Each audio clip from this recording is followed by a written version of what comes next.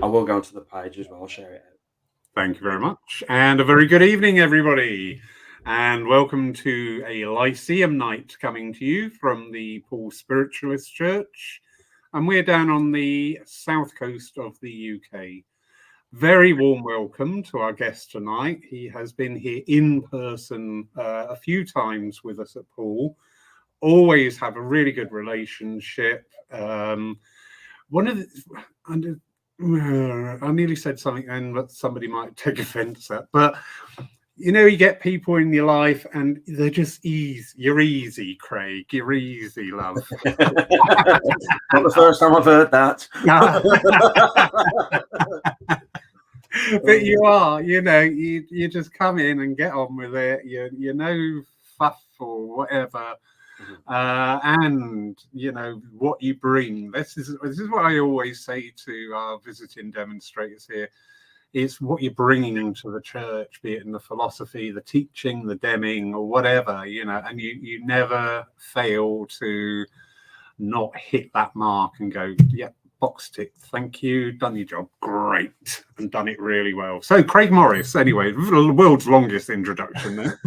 Good evening, Mr. Morris. How are you? Thank you. I'm very well. Thank you for having me back. It's always a pleasure to be with you. So yeah, thank you for the invitation to join you tonight. So yeah, all good. How are you doing? You keeping well? Yeah. We are. We've had a quietish January, February. You know, my passion is on the teaching side.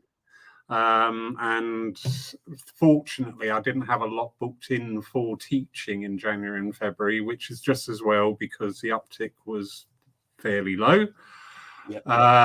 This month we're kicking off and we're starting the party working really hard with Paul Jacobs.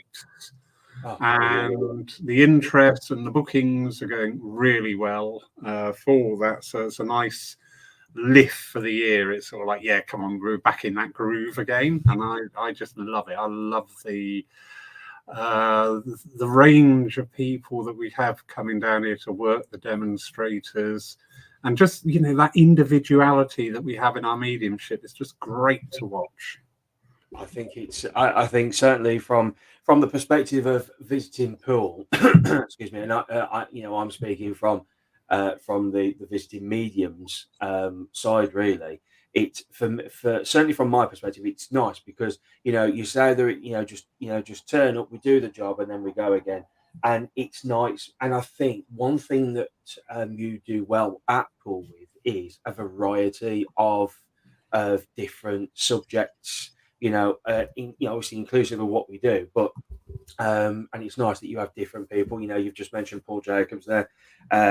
Again, Paul's a wonderful medium and a great tutor. And I think the other thing is as well, and it's something that is often spoken about in churches, and I've said in many churches before now, why don't you try bringing different people, different faces, because and I don't just mean dems. I mean, again, the weekend, you're offering a demonstration as well as a workshop, etc., and sittings, because, there are lots of people that perhaps don't have the ability to get about, to say the open weekend or the open week at the college, etc. So it's nice that you're able to bring them to your church so people can get to see them.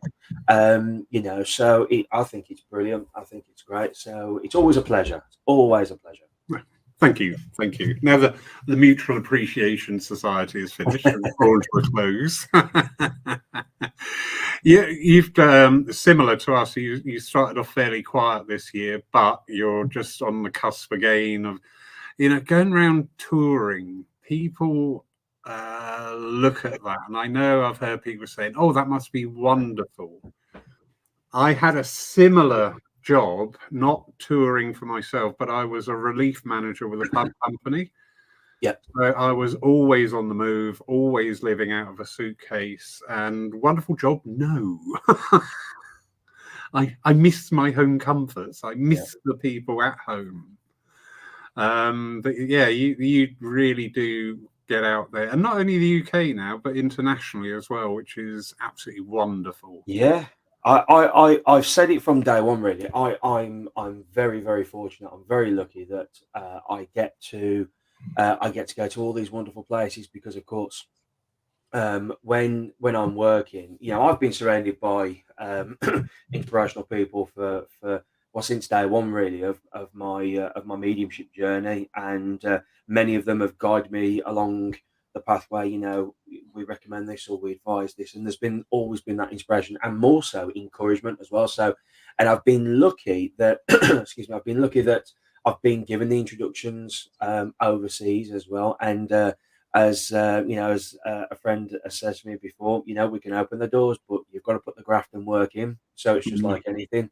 Um, yeah. So kickstarting off this year, my one of my first trips, surprisingly, was to Sweden. A very, very, very cold Sweden, but just stunning. And but most of January, generally, I'm at home doing private readings. I was teaching, so it was nice. February was pretty much out on the road, and then March is, I say, busy. It's busy with a few dems and some workshops and private readings, and then April, Switzerland. It looks like I'm not really doing a lot the next couple of months, but I said last year, and I said this, we had this conversation when I visited you last time, that even though I'm still going to be out there, I wanted more time at home this year because I missed out on a lot last year, to be honest. And as much as I love my work, we were saying before we came on, as much as we love what we do, we've got a passion for it. We've also got to have that balance of time at home, and like you just said, home comforts. So yeah, I get it absolutely. Yeah, and that is such a key word, the balance word. And when people contact us for a chat or ask a question, and so many times you can track it back through the energies to you're not in balance. Yeah, oh, absolutely. I am seeing it with some individuals that they're out working like 3 or 4 times a week, every week, and I just think, do you know what? If this came up in a conversation, somebody was doing this and said, "But I only feel good when I'm on the platform," and I went, "Oh, stop! Yeah, That really? How have you missed that?" absolutely. If you only feel good when you're stood in the platform or doing whatever, then you know what? That's the universe saying to you, "Get a grip." Really? I think don't get me wrong. I mean, yes, you've got to enjoy what you do, and me and Billy were talking about this afternoon, and we were saying that lots of mediums, and I'm one of them. I've turned around and said, for me, this is a way of life, and Billy was like, "No, it's part of your life." Because it's part of who you are, and it's part of what you do. And even he was saying today, he said, but there's aspects of there's other aspects of my life that I enjoy doing. I like sitting there watching Corrie or whatever it might be, and I enjoy doing this. I enjoy going out and doing all sorts, And I think for a lot of people, you have to, as mediums anyway, you have to remember that that time at home is important, and again, I'll quote a wonderful medium in Stafford, Linda Bennett, and one thing she said to me years ago was, "Craig, don't be afraid to say no to people. As much as you might want to." And and I feel like I'm sort of mirroring what I said earlier on, but um, some of the people that are watching, going back to the 80s and 90s, you'll remember Baywatch, and I've quoted this before now, that in one of the episodes, one of the lifeguards was oh, what's the word I'm after? They were, I say kidnapped, but there was another word. There's another word, but yeah, kidnapped. Abducted. Yeah, basically. And anyway, the guy who sort of kidnapped and took her turned around and said to the lifeguard, "Well, here's a question and here's a scenario, but who guards the lifeguard's life when the lifeguard's life needs guarding?" And I sat, and it was only a couple of years ago that came back to me, and I thought, that's actually quite accurate. But looking at it from our perspective as mediums, as healers, because for us to be able to help people, for us to be able to be there for everybody, we've got to look after ourselves. And that's where it goes back to that word of balance. Yeah, very true. Yeah. And also interestingly, we have our home life and we have our spiritual life and whatever, and we try hard to keep those in balance. But, and you're just proof of the pudding there, you heard a phrase on a TV program and you applied a spiritual perspective, because it is about, it's not only walking the walk, it's talking the talk as well, isn't it? It's where I see again, and especially with people just starting to investigate, I always say, don't be the 90-minute spiritualist. Yeah, absolutely. You know, don't walk into church, go, oh, hello, love and light, la la la, healing, healing, healing, and then walk out the door, go, right, who's next? You know? Yeah, absolutely.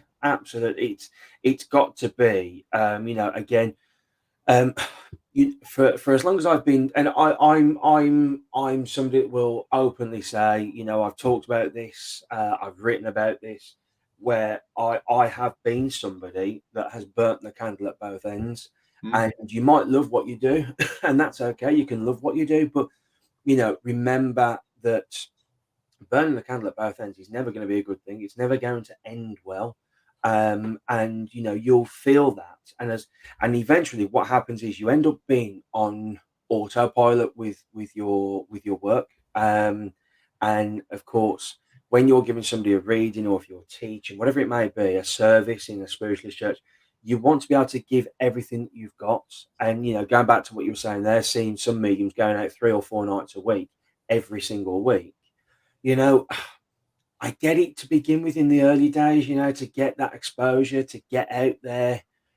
But at the same time, you've got to be mindful, especially if you're somebody as well that is perhaps still doing a full-time job, or if you've got a family. You know, there's so many different elements to look at, and I'm lucky I haven't got any of them, but it's a big thing. It's a big thing. Yeah, and again, the balance thing has been reflected. Lovely Sherry Ann from France. Hello. You need to live life in balance. Just say hello to a couple of people. Lovely Joan out in Philadelphia. I've been bombarding Joan with anti-Italian posts. Oh. His posts like a pizza with pineapple on, which apparently the Italians frown upon. Oh, I think it's fabulous. I love pineapple on a pizza. Oh, don't say that. You'll start her off. Sorry, Joan. Yes, I do. I do quite like it. She's great. She's great. Lovely Jack over in Denmark. Hello. There you go. See, you started it now. This is not the Italian way. I found a video clip of a guy in a restaurant in Italy getting spaghetti and cutting it with scissors to eat it. Yeah. The guy in the restaurant just threw him out. Get out of my restaurant. A little remark here from Lorraine. I think I need to find balance. Well, do you know what, Lorraine? The first thing on finding balance is knowing that you need to find it. Yeah. Seriously. So you're on the right track. And it's then just knowing where to look and to go sort of within and finding it, I suppose. And you know, one thing I will say is, from my own perspective, my own experience, and I'm sure you'll get this, Laurie, that it's not something that happens overnight either. It's not something that is going to happen, you know, even over a period of, because it takes it becomes, you know. So for example, like last year, I said in this year's diary, I would have every long weekend off that Wayne would be having. Anyway, somewhere along the line, we've messed it up, or I've messed it up, and all of a sudden it now seems that some weekends that I'm going to be at home, Wayne's going to be working. So I'm now thinking, oh, I can just, I'll if somebody wants to book me, then I'll do it. And I've had to say no. I'm stopping myself because I'm already working enough, you know, over weekends where I'm having, because, and that's where I'm going with this. Is my point is that even though I wanted to have the weekends at home with Wayne, sometimes it's actually nice just to have a weekend at home. And even though Wayne will be in and out, he'll be working, it's nice just to have that time at home and just do nothing. Get up, go to the gym, get back, and sit on the sit on the sofa and watch telly for the rest of the day, or read a book. So having that actually is nice, and I think the one of the first things, and I go back to what Linda Bennett said to me: say no, don't be afraid. So now I'm saying no to people for this year that are still trying to book me. I'm saying it's now 2025, and do you know what? It's so hard. It's so hard to say no to people because you don't want to let people down. So that's why I say to you, Lorraine, just wherever that point is, and as Laurie has made a very, very good point there, acknowledging it is your first biggest step. So good for you. Yeah. Good for you. And the balance, hold on, we're still having pineapple cake. So Jane is adamant there's no pineapple. Oh, bless. Apparently I'm bad. That bad as in rotten pineapple? I don't know. But anyway. Lovely. Ruud from Holland. Good evening, sir. So nice of you to join us. Sam, getting back to the balance. Finding balance or the middle way is always the hardest thing to find. It is. It is. And, it's nice to see you, Sam, by the way. Thank you for jumping on. I haven't seen you for a little while, so I hope you both are keeping well. I think, do you know what? In all honesty, I think it's something that is I say it's difficult.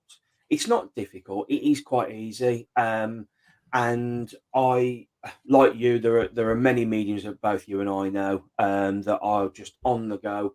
And he won't mind me mentioning his name, but Steve Holbrook, years ago, and he'll openly say this well, but years ago, he used to do 26 nights a month, 9 months of the year. So I'll let you total up how many dems that is. So he might have had sort of 3 months off throughout the year, but it's then trying to get it in that balance because everybody's circumstances are different. So I might talk about how I'm gaining balance, but then how you get your balance and gain your balance will be very different because your parameters of life are very different to mine. Because of, you've got a church to run, for example, but you're still out there doing, serving churches, you're doing specials. And I see you're traveling abroad as well. You're off to Holland, isn't it? Yes. Fabulous. Yeah. When you go? I saw the post the other day, but I didn't see the date. First weekend of April. Wicked. Which part are you going to? Hengelo, which is right up on the German border. Fabulous. I just think, why not? Enjoy it. You say why not and fabulous. Do you know what? Last week on Wednesday, I had a complete meltdown. Really? I had the classic imposter syndrome. I'm not good enough. Oh my God, I can't go to another country and teach people. Do you know what? Upstairs, it was incredible. I was going through this and it really was a serious sort of like, what am I doing? And I had 4 mediums who I love and really respect just contact me just off the cuff that morning. And I went, okay. Yeah, absolutely. And one came through and just said a few things. And I went, do you know what? And I quickly switched it from fearing it to going, this is going to be great. Yeah. And the minute I switched that energy, I was, actually, this is not bad because this is a balance thing again. I've gone too far into the imposter syndrome. I've only taught in the UK. I can't go abroad and blah, blah, blah, blah, blah. But when I switched it and went, this is going to be great and I'm going to enjoy this, it was sort of like, wait, it's all gone. Thank goodness for that.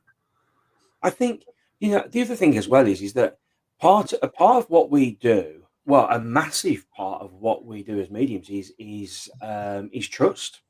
It comes to trust with the spirit world. And at the end of the day, if you weren't ready for that, just like if I weren't ready for this or other mediums, we've seen Jack, who's in here as well, who's worked over this in this country as well. If he wasn't ready, and other mediums that we know, if none of us were ready, then surely the spirit world wouldn't put that opportunity in front of us. And that was exactly what somebody said to me. There you go. And it's not just that trust, and as Sam's just put there, the faith when we're on the platform doing a demonstration, but it's the trust and the faith in a part of the journey as well of what we're doing. Yeah. So it's again, it's sort of feels like it's all going back to that one word that we started with tonight. So I remember I came on tonight and I said, "Oh, so what's the theme?" Well, What's the we've thing? got it in the first 30 seconds. So, so yeah. Oh, are you sleeping in a shed? Well, apparently so. Just give him a So, hot water bottle and a glass of and a bottle of whiskey. You'll be so fine. everybody in Holland keeps telling me, but thank you, Ruth. I'm looking forward to that. Brilliant. I look Enjoy, forward to enjoy. seeing you on the course and marking your exam paper. Oh, blimey. Make it a big bottle of whiskey and you'll be fine. I love it. I love it. Touching back, lovely Sam here brings up something. Recently, before I have said yes, I have said, let me see what else is going on. And if I'm able to, I will say, yeah, really good point.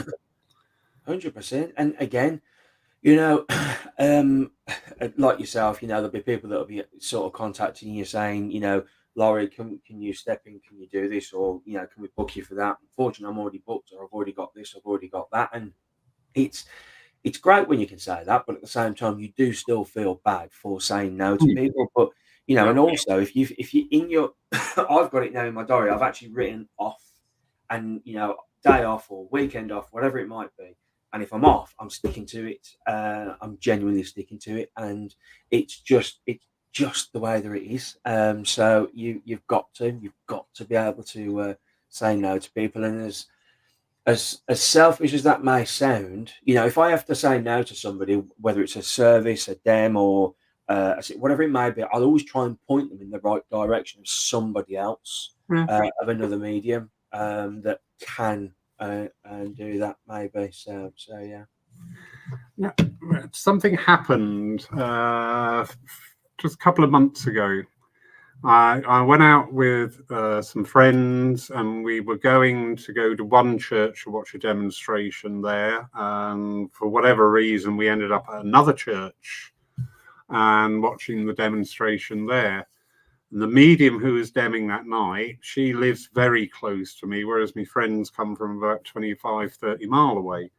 So I was handed around like an Amazon parcel. I arrived with one people and got chucked in another car to go home. I thought, well, this is nice. But it really struck me on that drive home how lonesome sometimes our journey is, because we're going to do a service, all right? So we're preparing hours beforehand, the awareness is shifting, the energy is starting to buzz and things. We do the journey, and we're going there with the anticipation. We turn up, we get the greeting, and get in and do the dem and everything. And then it's just like we're dropped to get home. And I've done it myself, but I'd never really sort of like acknowledged it, because I was talking to this lady and going, my God, this is the lonely part, isn't it? This is the, oh, it's all done. And I've got 50 minutes to drive home or something like that. And don't know how, I mean, you're driving up the other end of the country. And a lot of people don't see that side, when they're saying about, well, you should be going in to do a service. Yeah, the service is like an hour and a half, but we've got an hour and a half before and an hour and a half after. So suddenly we're now into 4.5 hours. Yeah. But that part after the service, it just, because I was like the observer, I just thought, wow, I've never really noticed how impactful that can be. Yeah. And it's, I mean, if anybody, there's been times where I have, I've done a demonstration and I've driven 3 or 4 hours home. I remember once, just because of the way the schedule went, and I think we were just coming out the lockdown as well, because otherwise I wouldn't normally do this at all. But we were just going out the lockdown, and I'd been booked for Colin and Annette Bland's place in Southampton. And I got the phone call from them saying, "Listen, we know that you were booked in and everything, but if because you haven't got anything on either side, if you want to postpone it, change it, and we'll give you another date, it's not a problem." I said, "Do you know what? No, I'm coming down." And they said, "Well, you're very well," and they've always said it. Welcome to stay there. I said, "No, I'll just come down and I'll drive home."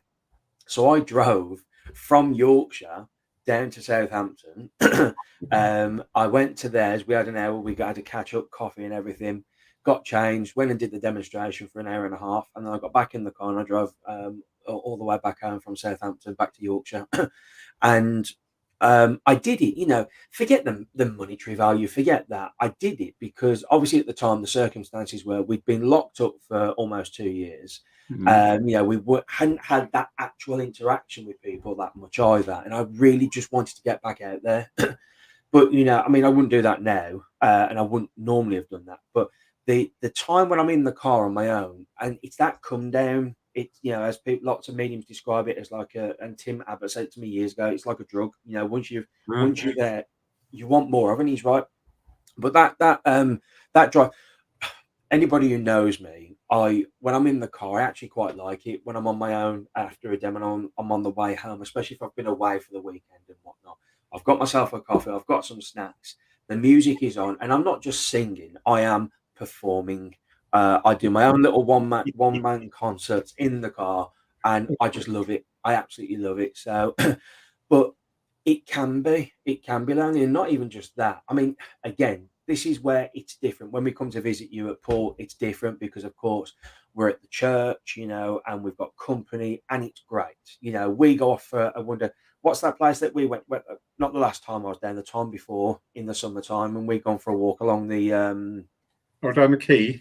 That's it, yeah. So now normally that wouldn't happen because if I'm stuck in a Premier Inn somewhere else in the middle of the country, I don't know anybody, so it's usually just TV and a cup of tea. But so the whole part of it can be lonely, and like you say, that the only time that it isn't lonely is when you're on the platform for an hour and a half doing the demonstration. Yeah. When people say, "Oh, I'd love to be a medium," you go, "Oh, right, okay." So you want to give up every Sunday for the next 10 years. Yeah. You want to be trolleying around on buses, trains, cars, and God knows what for hours on end, and all the frustrations and the angst. Yeah. Because you've got a delay, and you should have been there 5 minutes ago. Really? Yeah. No, really want to go through it? I mean, the thing is as well. I mean, we can always talk about when sort of this happened and that happened, but I think it takes. I don't know. Anybody can be aware of the spirit world; they really can be. But I don't think anybody could be a medium. I think it takes, just like it takes somebody to be, to be a pilot, or it takes somebody to be a doctor. You can have all the knowledge in the world, but can you hold yourself and are you born to do that? That's the thing. What were you actually born to do? And I think being a medium it's one of the greatest privileges. But I mean this politely, and I mean this politely to them upstairs as well. But sometimes it can feel like a curse as well. And I mean that I do genuinely mean that politely, but it's as though sometimes, and again, I mean it respectfully, but it's almost as though sometimes people think that you've got all the answers. And as soon as they see you, it's like, oh, Laurie, I'm all right now, I'm okay. Because you're in their company. And it's great. Don't get me wrong, it's great. But then all of a sudden, it's almost that sort of sense of pressure. Of like, hang on a second, how can I help you? What is it that I'm meant to do? And it's part of the journey. I feel like I'm going proper sort of deep with this, but it's part and parcel of who we are and what we do. There's so much more to it. It is. People do think that you're special. And something I've been working with for the last few months is our evidential mediumship is just a faculty. Yeah. It's the same as learning how to drive a car or do wiring or anything. It's just a faculty. It doesn't make us spiritual people. Yeah.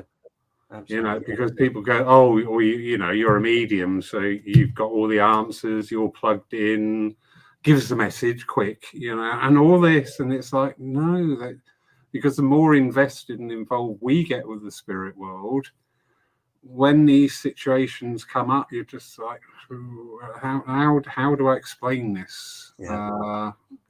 This is not a trick show. It's not an act that you can just turn on. It's a deeply personal part of us. 100%. 100%. Yeah, and it's not there for after dinner revelry or anything like that. Yeah. And if we had all the answers, I'd be sitting in a very lavish setup now Yeah. with my hi-fi surround system on the go, my built-in cinema and the car waiting for me outside.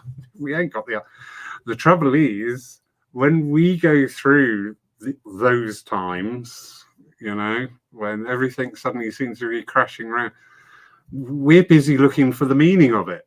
Yeah, we are. There's always there's always like a lesson in whatever it might be that happens, and sometimes you sometimes wonder why things happen. You wonder why you're put in that place or you're put in that position. And I remember, and this only happened recently. This did a friend of ours, Darren. He works with Wayne, and they only lived like 10 minutes from where we are.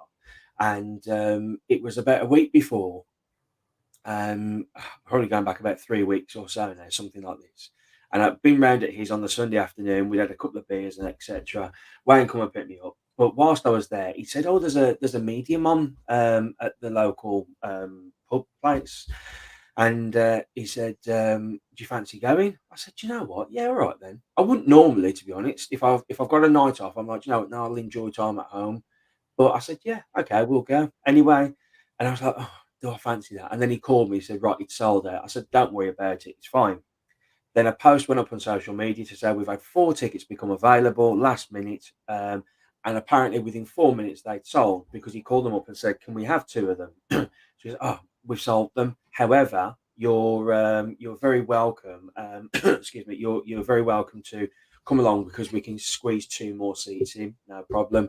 So we rocked up. Now I drove, and on the way there, I don't know what made me do it. I don't know what made me do it. Well, I do know when I tell you what happened. But on the way there, every time I do a demonstration, wherever I'm going to, I always stop and I always send up a thought and a prayer and my intentions to the spirit world. And my intentions that night were, you know what? I hope tonight's a good laugh. I hope people get everything that they need, and you know what? If I get a message, it's icing on top of the cake for me. But just to be there in the company would be fabulous. And I hope the medium. I hope he has a great night. Anyway, we got there and we were told 7 o'clock start, but then we were told it could be half past, no problem. So we just sat there chatting away, and then it was getting on, and we were like 7:45 here, but there was no sign of the medium. So one of the bar staff was sat with her family in the room, and she was walking past us, and somebody said to her, "What's going on? It's quarter," and you could feel the tension in the room. But the strange thing was, as soon as we sat down at say just after 7, I was sat with Darren, and all of a sudden I started becoming aware of people, and I thought, "Oh, do you know what? It's just because we're in the room and the spirit world are getting excited, normal." And then the bar like they went downstairs, said we've tried calling him several times, there was no answer. So Darren said, "Do you fancy it?" I went, "No, I don't. It's a night off. I paid for the ticket, this, and this." And now I'm quite thinking. Anyway, I sat there and I thought to myself, I thought, hang on. This was almost like bringing me back down to earth in a way, because it was one of those moments where I thought, I'm in my mind, and I put a post up yesterday on social media, and I don't care what anybody says, spiritual or non spiritual, when you see somebody as a human being within a few minutes, you've made a judgment call already. You've made a judgment call. You may not voice it, you may not actually act upon it, but you've made a judgment call in your mind. and and I sat there, and my first judgment call was these are drunk people, and they're a bit loud and all that sort of stuff.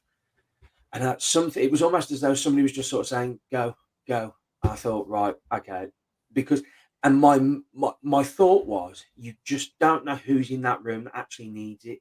So I went downstairs, said to the manager, "Listen, this is who I am. There's my details. Blah blah blah blah." I said, "If you think um, if you think I'm having you on, just Google or there's my website, whatever." And she goes, "Are you offering to basically get us out of the poo?" I went, "Yes, I am." So she goes, "Right." I said, "But you need to go up and tell people because they may have come along to see this medium specifically." And anyway, so I went upstairs, introduced myself, and we got on with it. And you know what? The first sort of 10, 15 minutes, I thought this is going to be hard work. After that, do you know what? We had a laugh, we had a giggle, and there were a couple of messages from the night that I remember, and one in particular that had literally just lost only within a couple of months of that night had just lost their mother, and the son was there, the daughter-in-law was there, etc., and the granddaughter was there. And Darren, who I was with, his partner then turned up, and it turned out that it was Jono, who is Darren's partner. It turned out that Jono was the gentleman the nurse who cared for the lady that came through that only died 2 months prior. Oh my God. So I was like, but the point of it is that sometimes the spirit world will throw. I feel like I'm going on here, but the spirit world will throw you into a situation, and you know what? That night it was just like, yeah, these are real people. These are people that actually need that, whether it's upliftment, that love, encouragement. But you know what? It happened, and I loved it. I loved it. It was fabulous. So it happens. Brilliant. And you just touched on something there again. You had that other little bit of closure as well, because again, anybody out there thinking, "Oh, it must be wonderful to be a medium," we don't get the closure on it. We give our evidence, but we haven't got the whole story to it. We haven't got the fill-in details. I was working last night online in Ireland, and I delivered the evidence and the message, and it was very emotive. There were a few, right, how do I put this and whatever. But the lady stayed on to the end, and she went, "Well, do you know, because it was like the anniversary, she's been struggling with it. The dog has been going mental from the minute she went online. The dog was going mental. And when I delivered the message, the dog just stopped. And he had this, and and I'm just like, you know what? That's really nice to hear because what you deem it as a competent message, but when you get more of the backstory, you just think, wow, yeah, wow. Absolutely. Pat, sweet. Good evening. I haven't seen Pat. Oh, I saw Pat a little while ago. At Spirit Quest? Yeah, Spirit Quest. All right. Maria Hines. Same thing happened to me. Yeah. I did it to a medium here a few years ago when we used to have the Wednesday afternoon services. And this chap came in, introduced himself, just moved to the area. I am a working medium. Gave me the card. He said, "You have a look at your website." And I went, "Oh, thank you." And he sat down in the congregation and got to 3 o'clock, still no sign of the medium. So I'm like, right, I've got to make a judgment call here. So as I was walking down the aisle, I walked past him. I said, I said I was going to talk to you about your mediumship. He said, yeah. And I said, well, come on, get up on the platform. Here's your interview. No, mate, I love it. He did it. He did a cracking job as well. Yeah. I said, oh, you got the job, mate. Yeah. Well, but again, it goes back to what we were saying earlier on, that, it's the trust thing with this. It's that link, not only the link, but having the trust and the faith with the spirit world, that, you're going there with the intention of, I'm just coming along, supporting the church, introducing myself, and just going to enjoy the service and just relax. And all of a sudden it's like, oh yeah, actually, yeah, you'll do, come on. And you're like, huh? And it just being, sometimes it being just off exactly what Pat's just put there, off the cuff. And when it's off the cuff, it takes away the thinking. So then all of a sudden you've then got something else to talk about, because when you take away the thinking process, which is the human side to us, not the medium side to us, it's the human side to us. When you take away the thinking process, you take away any sort of time to sort of go further into the thought of, can I do this? Can't I do this? What's going to happen? What if I do this? It takes away all of that, and you just have no choice but to get on with it. Yeah. Comment here from Rud. I like that comment. The great thing is you continue to be amazed.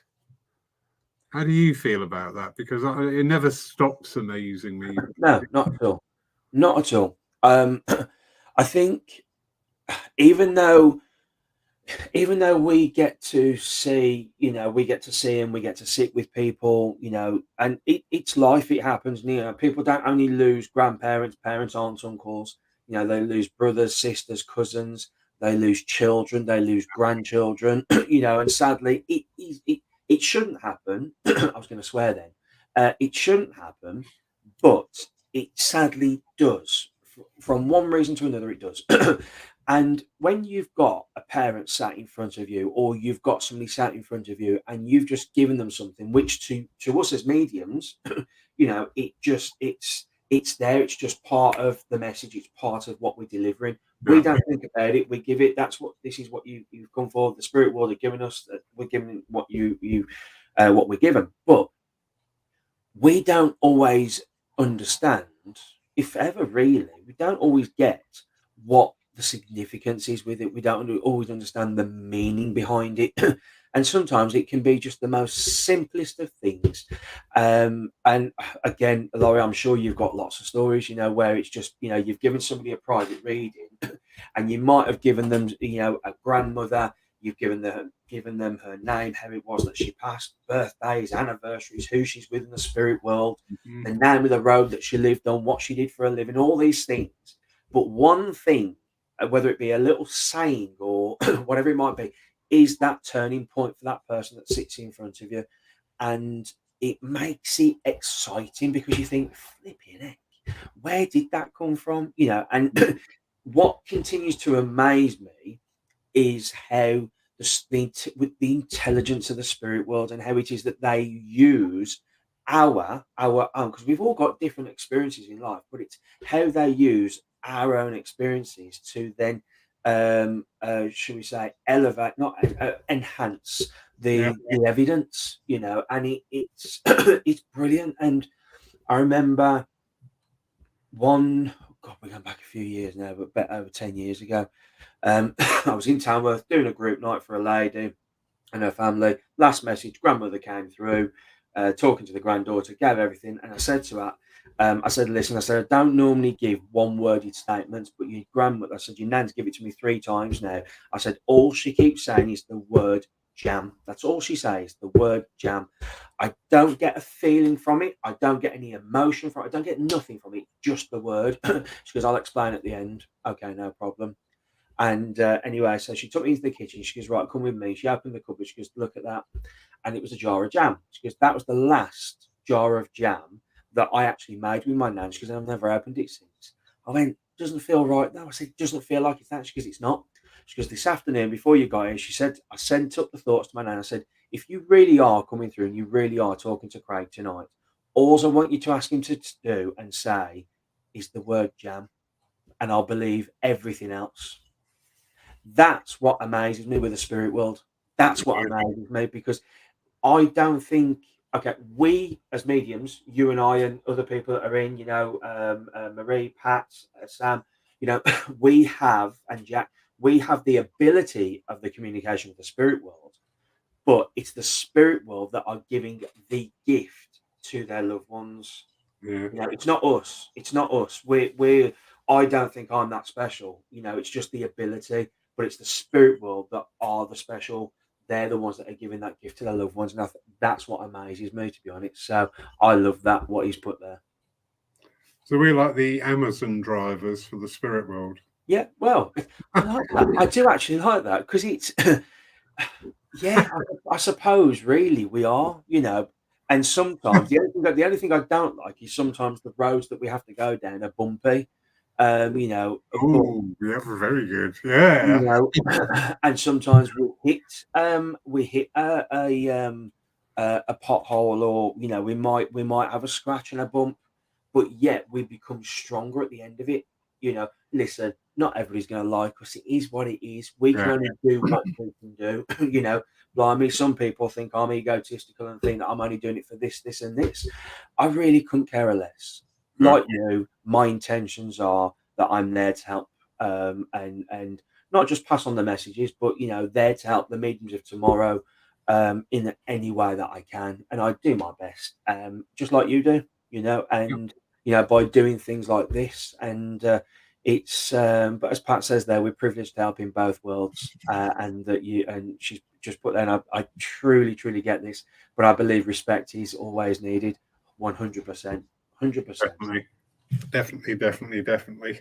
We had an online workshop today, and it was sort of like just going back and checking in about your mediumship.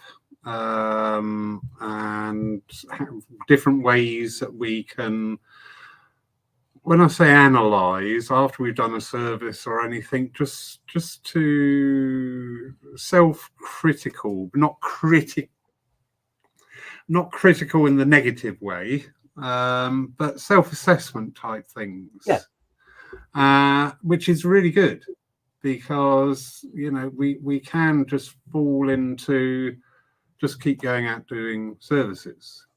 If we were working, we would have different things in our workplace, your yearly evaluations, where do you see yourself in 3, 5, 10 years and things like that. And actually, it is a good idea to start looking at applying that to ourselves as working mediums. Where are we going with this? We understand why we're doing it.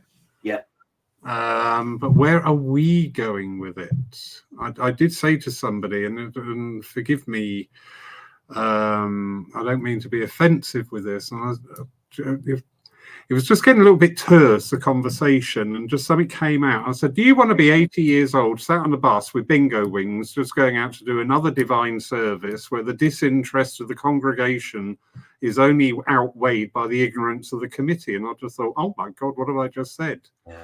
And they went, no, I don't. And I said, so now is the time to start putting things in place. Yeah, absolutely. It's something, and this is why I think it's good to have. And I always, whenever I've taught workshops, I always say to the students, go along and don't just watch other meetings, but go along and do other workshops as well, because you're going to learn something. And whatever it may be, you'll learn something. You really will. But what you just said there, I think that could hit home to a lot of people, because for some people, and I get it, I really do, I get it. Excuse me, but for a lot of people, this is life to them. People live and breathe the spirit world, and I think sometimes when you're, if you're enjoying life, or you're doing this, or you're having a bit of fun with your mediumship, sometimes it can be looked as though you're, maybe being frowned upon, and it really isn't that intention. But I suppose I look at it from the perspective that at some point, we are going to be the ones that are going to be the communicators from the spirit world. And I want somebody who's lively. I want somebody who wants to have a laugh and have a giggle. I don't want somebody, giving the evidence can be fabulous. You can give all the best evidence in the world, but put that personality into it as well, And so it goes back to what you've just said there. Do you want to be that 80-year-old person sat on the bus, being ferried around and going to do another divine service? It's got me thinking that, has to be honest. It's got me thinking, because when you, again, exactly what you just said there, you're working for a company, and I'll use the airline for an example. You might start off as cabin crew, but then you can see, do you want to climb the ladder? Do you want to become a cabin manager? Then do you want to become, part of the recruitment team? Do you want to become then a cabin crew trainer? Then do you want to become a base manager? So you climb the ladders, because of course through life, you want to exceed, you want to excel, you want to grow and evolve, to, I suppose, really to be validated. The hard work that you're putting into that job, whatever it is that you do in life, you're being, I won't say rewarded, but you're being shown that validation of the time, the effort, and the dedication that you've given to that role. So actually, when you look at it from what you've just said there, but from the medium's perspective, actually, maybe it's not such a bad thing. The only thing I would ever say to people is just don't ever criticize yourself too much, because there are plenty of people out there that will do it free of charge for you. Let them do that. Just be able to acknowledge it to yourself. Do you know what? Listen to what people say to you as well. Do you know what? Thank you for that, Laurie. I've been waiting for that message for 15 years from my granddad, and you've brought him through for me tonight. So thank you. And then it goes back something to what you were saying at the start of the night, where the overthinking of like, oh, can I do this? Am I going to be good enough for that? Can I do that? But when you get that validation, yeah, you are, because you're just that one person. You've done your job. You've done your job. And So, I feel that we have, as working mediums, we have a duty to look at our progression side. We will, I've always said in the main, platform mediums tend to have a bit of a shelf life in certain areas. Yeah. You come out on the market brand new, everybody wants you. Oh, that new guy is on. Oh, let's go and see them. The second year, oh yeah, they're not bad. The third year, oh yeah, no, I've seen them. Yeah. And we do have a bit of a shelf life out there, unless we keep advancing our mediumship. Yeah.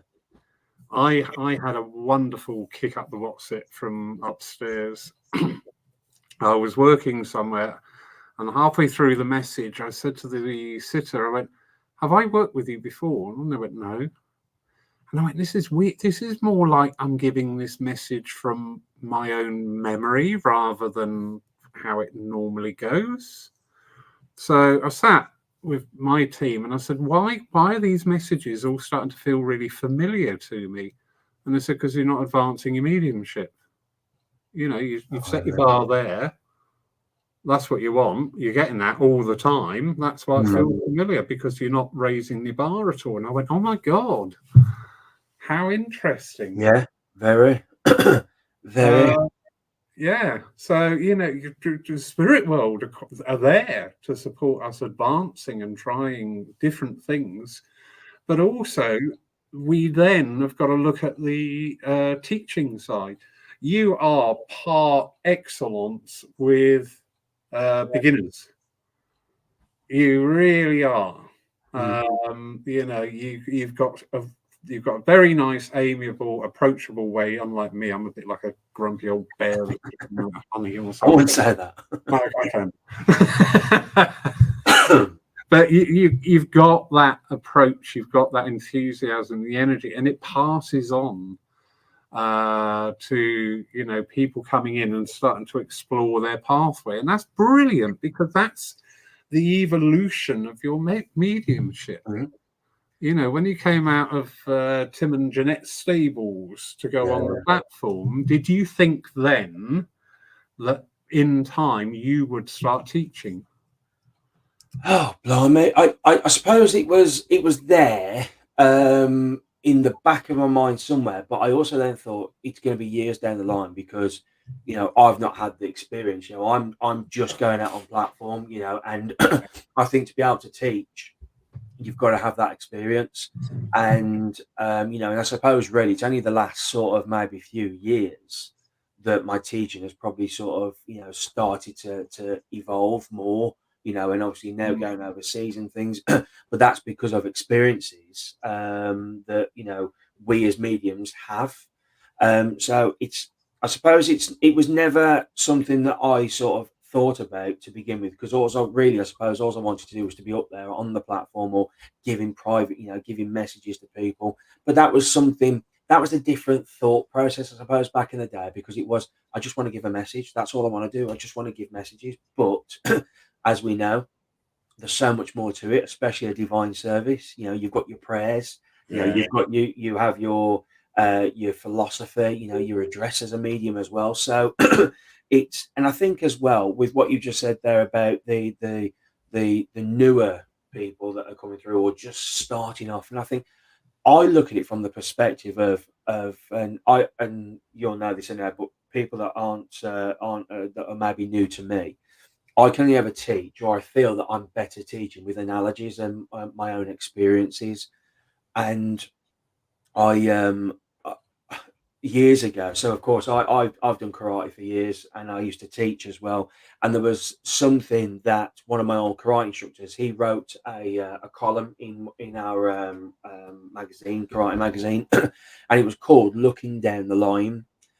And I've read that several times, and in a nutshell, it's about you as a black belt.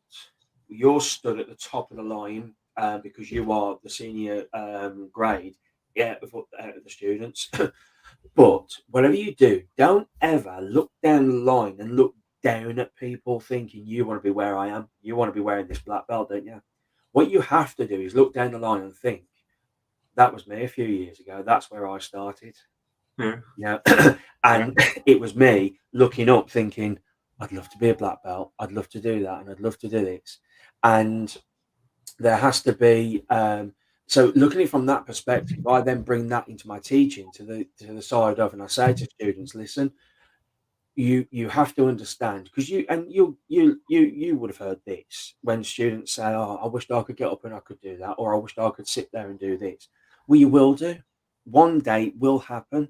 You can't go to the gym and just bench press 200 pounds, a 200 kg. It takes time to build up, and it's just the same with our mediumship. And I always say to students, you need to just one thing to remember is, we have been where you are. We had to start somewhere. We've been at as it was described to me a little while ago, we were at the bottom of the pile at one point, because we've got to grow ourselves.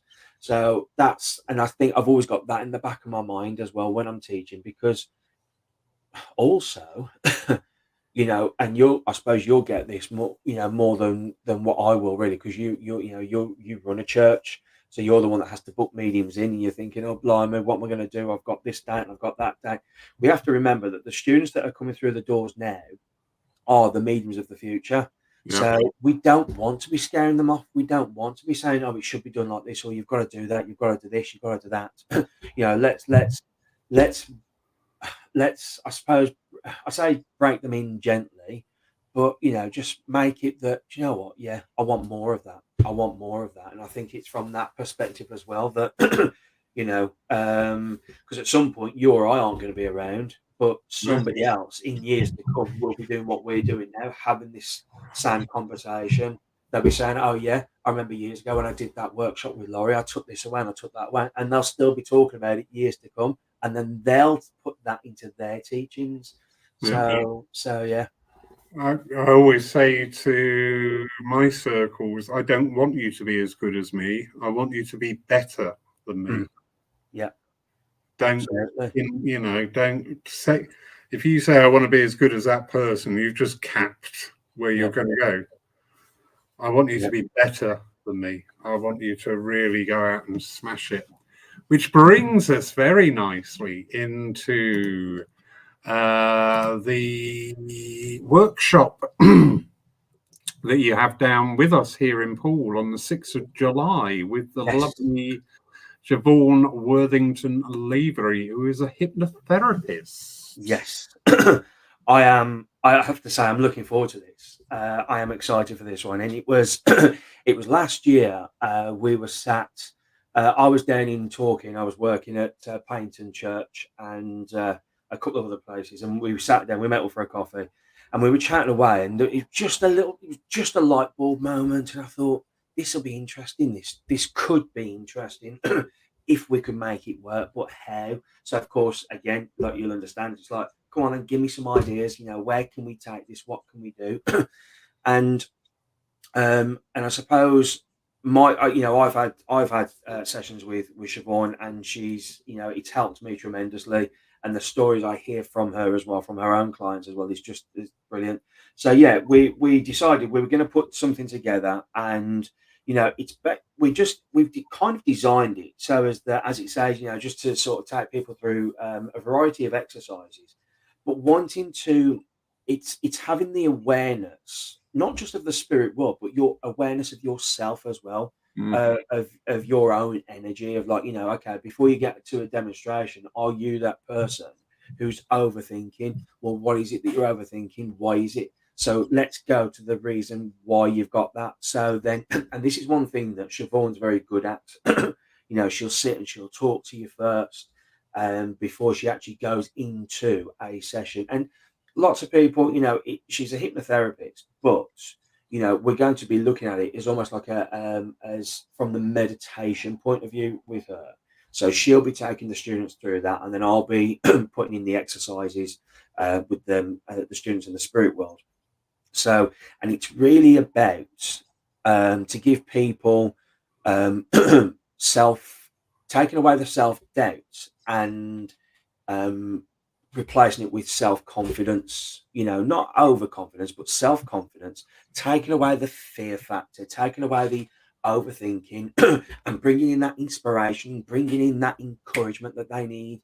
you know, there's there's so much, I say, negativity in the world now, and like I say, people running each other down left, right, and centre. Let's put some positivity back into it, Yeah. and and that's what we're going to be doing, in a nutshell. So yeah, I can't wait. I Cannot know. wait. I am so looking forward to that weekend.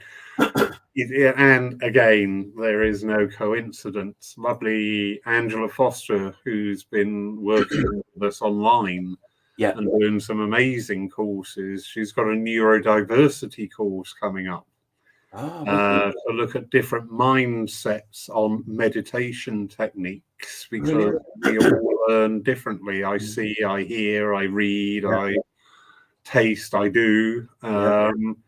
So that's come up, and this has also now triggered in me with the training side is investing some time at the beginning of any workshops or whatever to try and help people understand what their mindset is. Yes. And to actually, you know, go back to the student rather than saying, okay, everybody, I want you to do this. Yeah. But actually in exploring a little bit of the mindsets, you know, do you think emotionally, are you a logical person? How do you view your relationship with the spirit? Well, that's a really telling exercise, a great one, that. And just sort of like taking away some of these misnomers that we've had, but also understanding where the students are coming from. Absolutely. And I Well, think it's, you know, it's all about evolving, you know, within in what we do. It's all about evolving. And, you know, I would say to anybody that is wanting to evolve, you know, I mean, it's just exciting. I mean, what you were talking about there, the, you know, the different, you know, the meditation thing. For me, it because it gets you thinking, and it's then, and that's what helps you evolve, and that's what helps you grow within your, you know, spirituality, whether you're a medium, whether you're a healer, whatever it may be that you do, or if it's just something for yourself. It's an opportunity. Grasp it. It is what's the worst that you're going to do? You're going to lose a few quid on your thing, but you're going to take something away from it. yeah. Do you know what I mean? You're going to take something away from it. You know, you might make a new friend on the day as well. Grasp it is what I say. So I'm looking for, and also I'm looking forward to when we're down there. Of course, the service as well. I know. Oh, right. That's going to be the cherry on the cake. Yeah, I'm looking forward to that. You know? Yeah. Yeah, every time you've been down, you've had to go back before the service, but this time you actually take the divine service. I'm like, yes, I am. Yes. I'm looking forward to that. But it is fascinating again, and it's just only hit me last year when I was planning workshops and who to invite for this year. I knew I had this energy around of more of personal development and self-development rather than going out to be a medium, to be a healer, but to also make sure that that was covered. And it has happened. It has happened again. You know, our friends upstairs listen. Yeah, we like that. Oh, it's brilliant. I love it. I love it. And I think, you know, and like I said to Siobhan about this, I said, do you know what? I said, I've got the place where I think we could take it to as well. And of course, it was to Paul. So, yeah, brilliant. I'm looking forward to that. Anyway, Craig, thank you so much for the gift of your time tonight, and my pleasure. Presence and experience. It's always a joy talking with you. So thank you. No, thank you for the invitation. Thank you, everybody, for joining us here tonight. We do appreciate your company. The Lyceum next week will be a pre-recorded one because we have a busy weekend here with Paul Jacobs visiting us at Poole. So, and I'm also booked to do the Arthur Conan Doyle Centre live online for a mediumship dem. So I've got babysitters coming in to look after Paul, so that's lovely. I've invited two lovely mediums over to just keeping company while I have to disappear for an hour and a half. So next week will be pre-recorded, back live the week after, which of course will be the Easter weekend. It's snuck up on us. But in the meantime, Craig, again, thank you so much for your Pleasure. time. It really is time you took down that Superman poster. Come on, we've had about 5 other Supermans since then. I know, but he's still the best one. He's still, apart from the TV series, Dean Cain, Christopher Reeve is Superman in my eyes anyway. My eyes. So, That's true. There's like Agatha Christie is Miss Marple is only Rutherford. Yeah. And nobody else can do it. No, absolutely. I agree. So have a wonderful evening, everybody. Thank you so much for joining us. Take care. Do you know what? Next week's going to be the best week ever if you say it's going to be. All right. If you say it's going to be the worst week ever, guess what? Your choice. Yeah. Good night, everybody. Take care. Bye-bye.